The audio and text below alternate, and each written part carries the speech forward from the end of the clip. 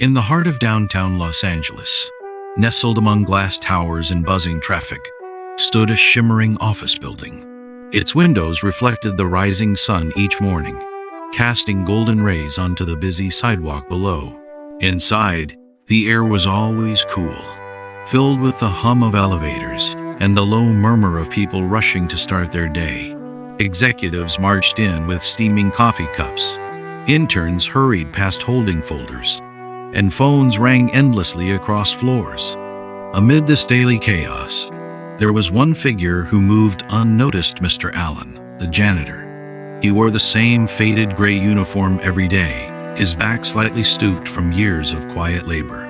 With a mop in one hand and a cart full of cleaning supplies in the other, Allen slipped through the building like a shadow.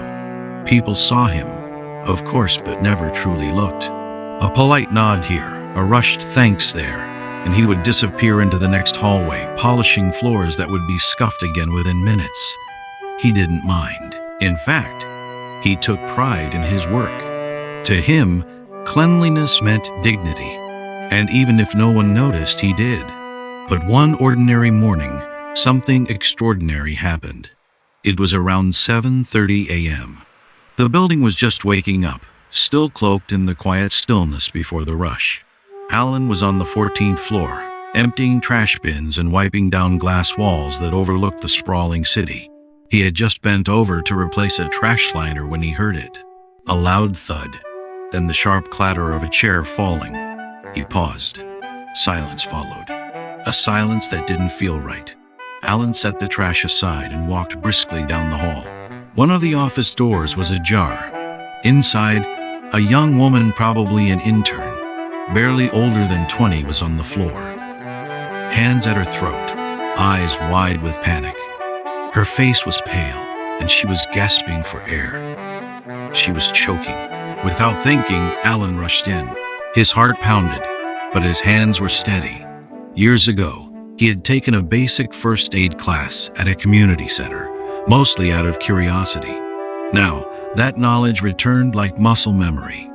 He wrapped his arms around her from behind, placed his fists just below her rib cage, and heaved upward once, twice. On the third thrust, a small plastic object flew from her mouth and clattered onto the floor. She collapsed forward, gasping, coughing, and crying. Allen gently guided her to sit against the desk, placing a comforting hand on her shoulder. "You're okay," he whispered. "Just breathe. You're okay now." Moments later, security arrived, followed by paramedics.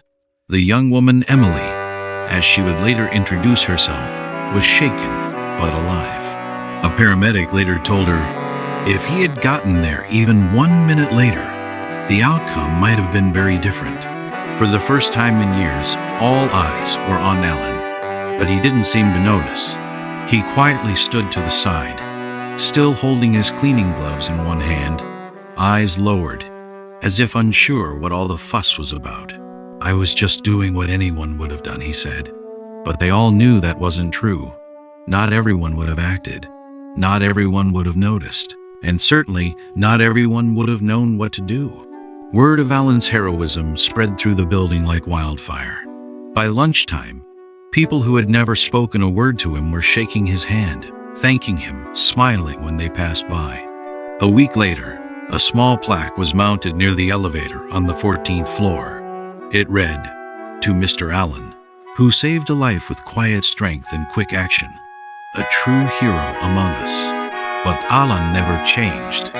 He still arrived early, still swept every corner with care, still smiled politely when someone passed by. Only now, his footsteps echoed a little louder in the halls. Only now, people looked up when they saw him. And only now, they truly saw him.